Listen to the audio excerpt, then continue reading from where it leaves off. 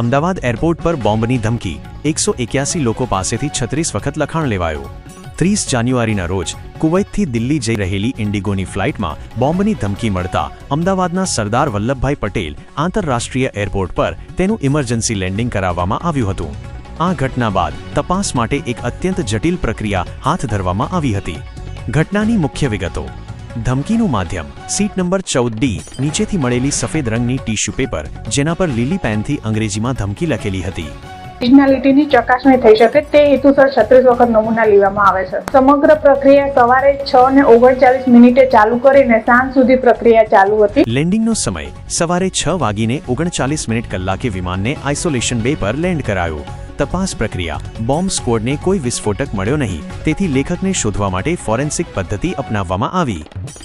36 વખત લખાણ કેમ લેવામાં આવ્યું?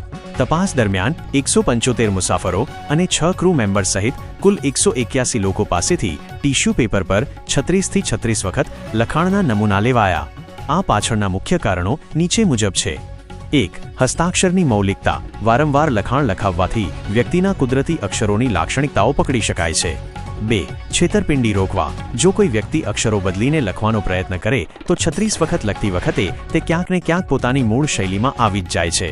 3. સમાન સપાટી સરફેસ। ધમકી ટીશ્યુ પેપર પર હતી, તેથી નમૂના પણ ટીશ્યુ પેપર પર જ લેવાયા, જેથી પેનનું દબાણ અને અક્ષરોનો મરોડ સચોટ રીતે સરખાવી શકાય।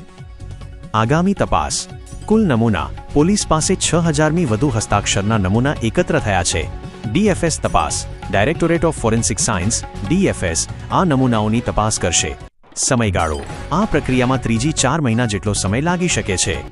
વર્ષ 2025મી અત્યાર સુધીમાં અમદાવાદ એરપોર્ટ પર ફ્લાઇટમાં કુલ 10 વખત આવી ધમકીઓ મળી છે, જેમાંથી 5 કિસ્સામાં ટીશ્યુ પેપરનો ઉપયોગ થયો હતો।